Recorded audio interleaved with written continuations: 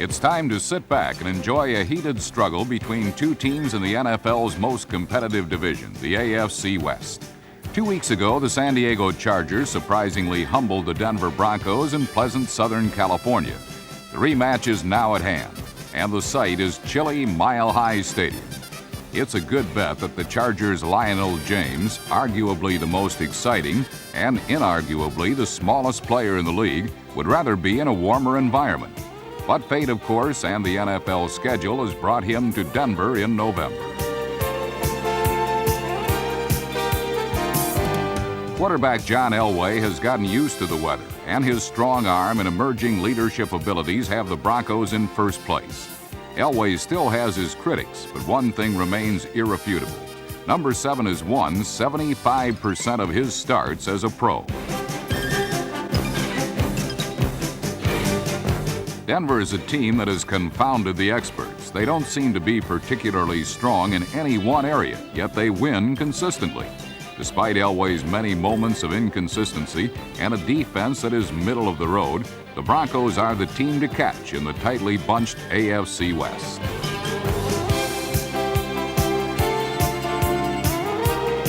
For the Broncos, a victory today would mean that they will remain atop the division. For the Chargers, a win would put them over the 500 mark for the first time in almost 2 months and vault them into true playoff contention in a topsy-turvy division where the bizarre has become the commonplace. In a game that would feature the bizarre and the thrilling, it's the Denver Broncos hosting the San Diego Chargers on the NFL Game of the Week.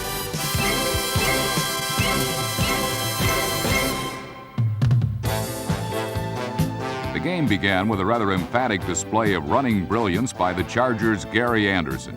Anderson, number 40, took the opening kickoff at his own 2-yard line and then slithered his way the length of the field for a 98-yard touchdown.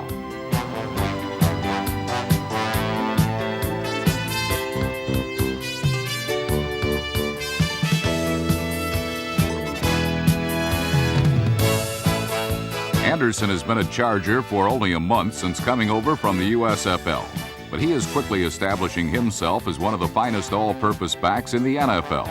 His big play magic has helped San Diego return to playoff contention this season, and his scoring run back was the first kickoff return for a touchdown by a Charger since Keith Lincoln turned the trick in 1962 against the New York Titans.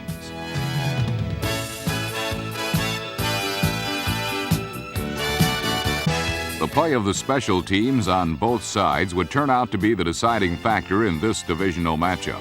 Anderson's return was soon followed by a field goal attempt by San Diego kicker Bob Thomas, but the ball never got beyond the line of scrimmage. It was blocked by Denver's Dennis Smith, number 49, and the Charger lead remains 7-0 midway through the first quarter.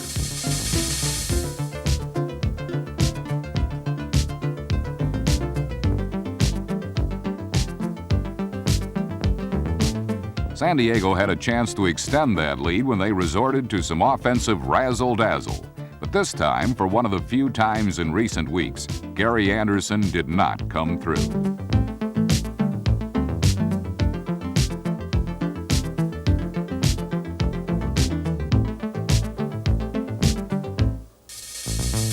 Anderson's drop turned out to be important, for on the next play, Fouts did something he usually doesn't do. He forced the ball into double coverage, and it was intercepted by Louis Wright, number 20.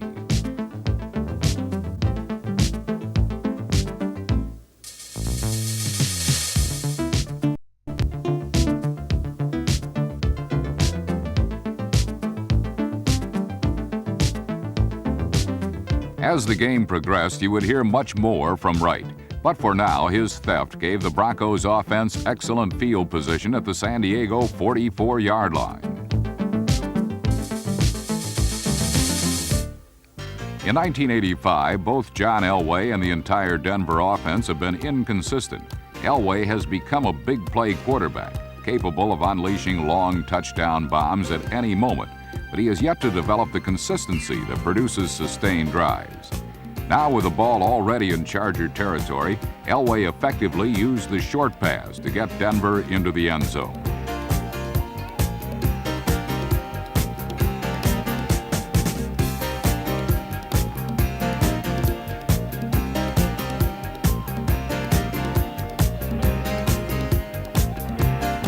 Elway's quick 4-yard strike to wide receiver Steve Watson, number 81, tied the game with a little more than 3 minutes left in the first period. The Broncos, as they have been all year, were opportunistic, taking advantage of an opponent's turnover to score points themselves. It was only the opening quarter, but the tone had already been set. Special teams play and opportunism would decide the outcome in this heated battle.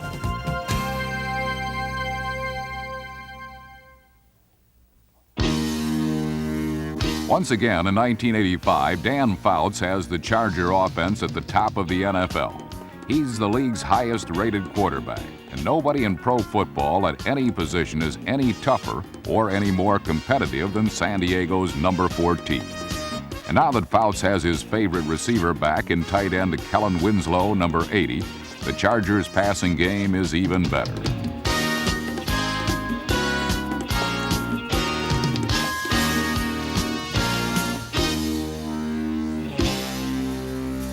But strangely enough, Fouts appeared rattled by the Denver defense, and he threw his second interception of the opening quarter when Randy Robbins, number 48, picked off this sideline toss.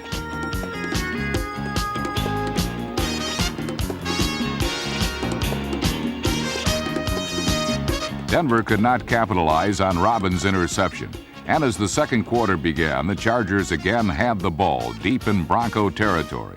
This time, the result was a score, a 6-yard pass from Fouts to number 26, Lionel James.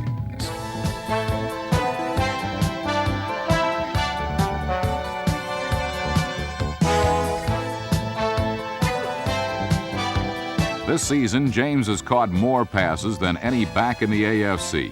And his 11 catches in this game against Denver marked the second week in a row that the NFL's all-purpose yardage leader had 11 receptions.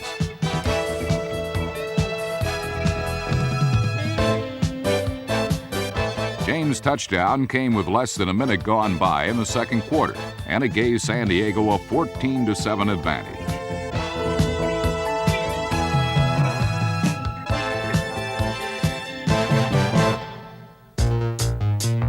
With the Chargers nursing that 7-point cushion in the second quarter, their defense took charge. San Diego's defense has been the butt of many jokes in recent seasons, but in the last couple of weeks they have performed much better, and the Broncos got a first-hand look.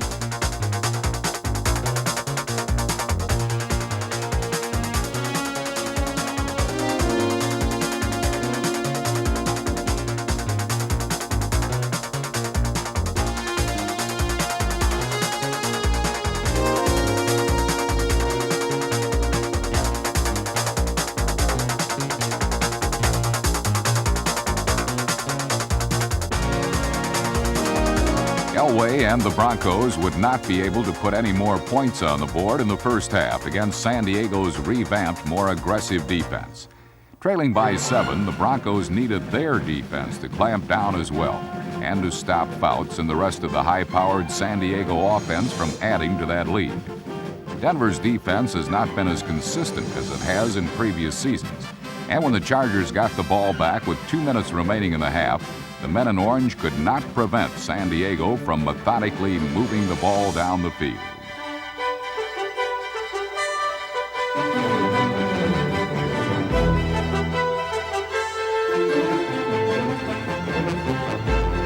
The Chargers used their little man, the 5'6", 170-pound James, to maximum effect, throwing short but effective screens to number 26. And then sending him on quick bursts through the heart of Denver's defense.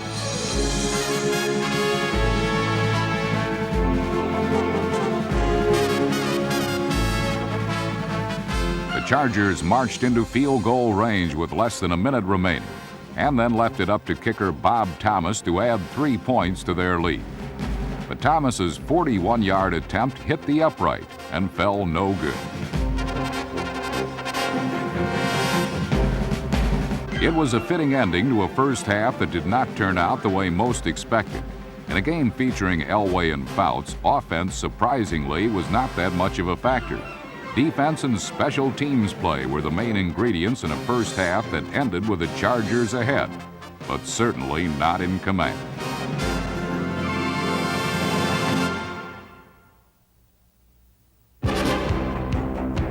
The second half began as a mirror image of the first, but this time it was the Broncos taking it coast to coast, courtesy of number 82, Vance Johnson, the AFC's second leading kick returner.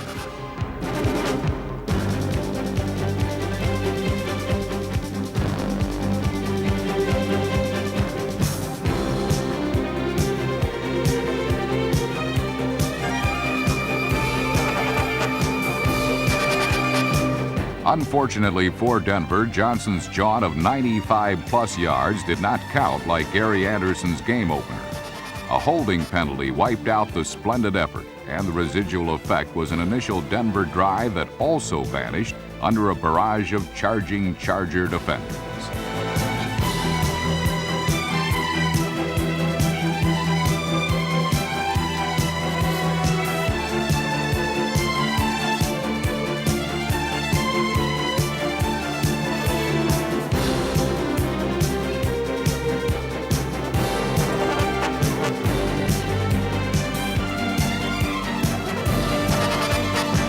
Neither team was able to score in the third period. Denver got closest on a 15-play drive that set up a field goal attempt after a pass into the end zone was nearly picked off. Even though Denver escaped near disaster with San Diego's missed opportunity, they failed to capitalize when kicker Rich Carlos missed a cozy 28-yard field goal try.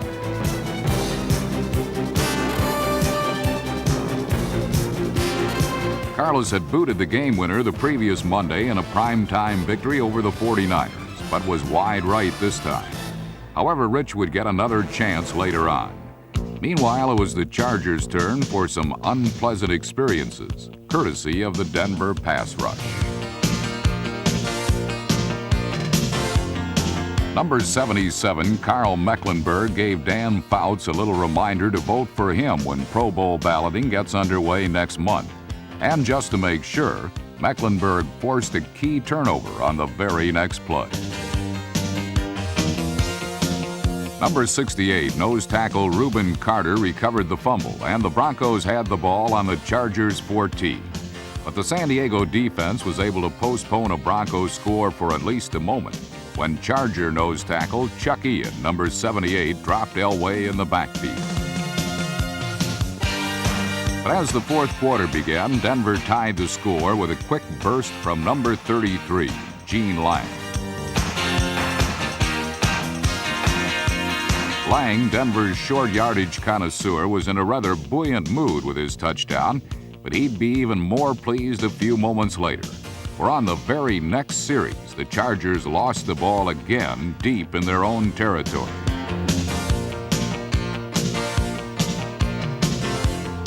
Broncos' Andre Townsend recovered the bad snap, and Denver then returned to Mr. Lang, a fellow who clearly feels at home when he's near the end zone.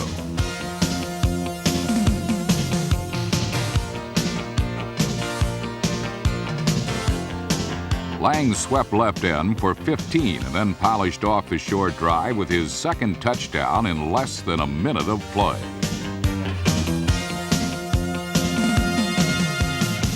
After failing to gain a lead for the entire game, Denver now held a fourth quarter advantage.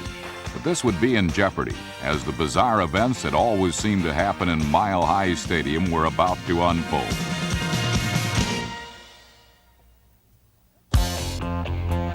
Denver's defense was one of the league's finest units statistically in last year's championship season.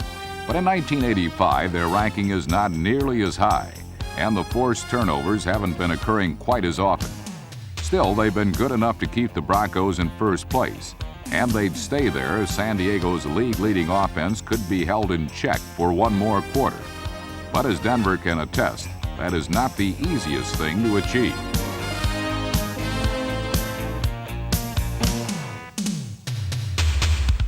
Fouts' passes to Lionel James and Charlie Joyner fueled a drive into Denver territory, as the Broncos couldn't stop a team they knew would be passing on nearly every down.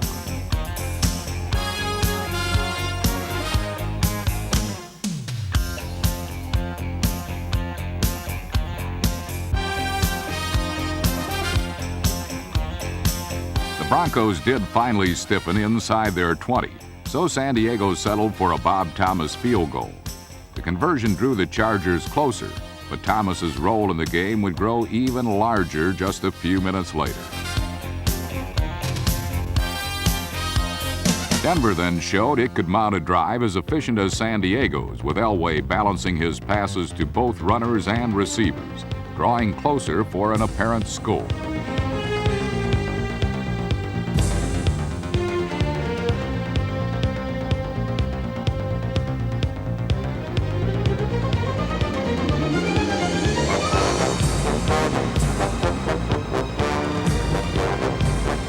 But just when Denver appeared ready to take it in, Charger linebacker Woodrow Lowe, number 51, sacked Elway, then intercepted an errant pass to end the Bronco threat.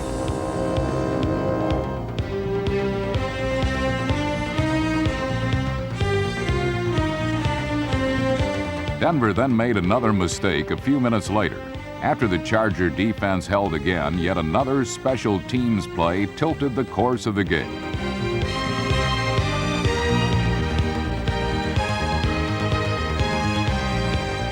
Number 20, rookie Wayne Davis blocked Chris Norman's punt, and the Chargers had the ball deep in Bronco country with about 2.5 minutes to play. From there, it didn't take long for San Diego to reclaim the lead, thanks to a slashing score from fullback Tim Spencer. The Chargers have been living dangerously all year long and seem to be surviving again this time against the Broncos. San Diego hadn't swept Denver in a season series in 3 years, but if they could hold on for another minute, they'd have that sweep and a spot in second place in the AFC West standings. But a minute was more than enough time for the maturing John Elway to guide his team downfield for the tying score.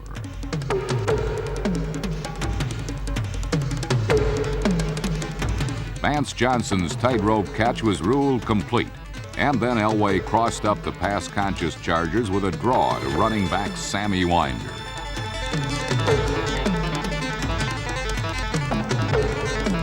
With 9 seconds left on the clock, Rich Carlos got another chance, and this time he did not fail. For the second week in a row, the Chargers found themselves in an overtime game with a division rival. Last week, San Diego won the overtime toss and proceeded to march briskly for a winning touchdown against the Raiders. This time against Denver, the Chargers also won the coin flip and elected to receive. And from the look of things, San Diego appeared intent on ending this game exactly the way they'd done it in their overtime win over the Raiders.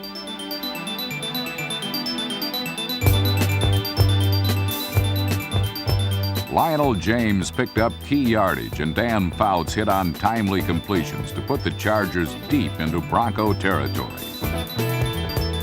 But now the scenario changed. When San Diego tried for a winning touchdown pass, cornerback Louis Wright turned the attempt aside.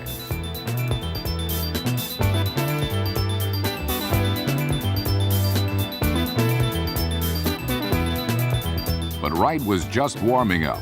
His legend continued to grow when on 4th down, the Chargers went for a game-winning field goal. The attempt was blocked, and Louis appeared to be off to the races with the loose ball.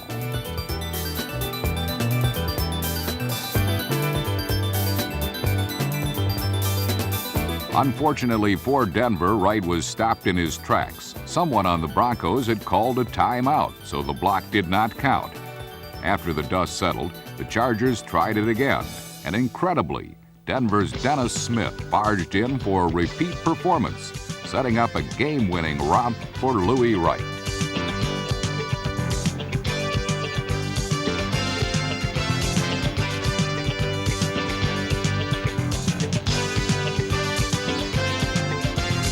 The 60-yard run back was one of the greatest plays in Wright's illustrious 11-year career. Denver had a 30-24 overtime victory without even running a play. In a contest where the kicking game was so important, it was fitting that the affair ended with the biggest special teams play of all. But this is becoming a regular occurrence with games in Denver. Mile High Stadium is now the NFL mecca for weird plays and wild occurrences. But the Broncos and their fans love them. After all, such events made them division champions in '84 And right now, Denver is still alone at the top in the rugged AFC West.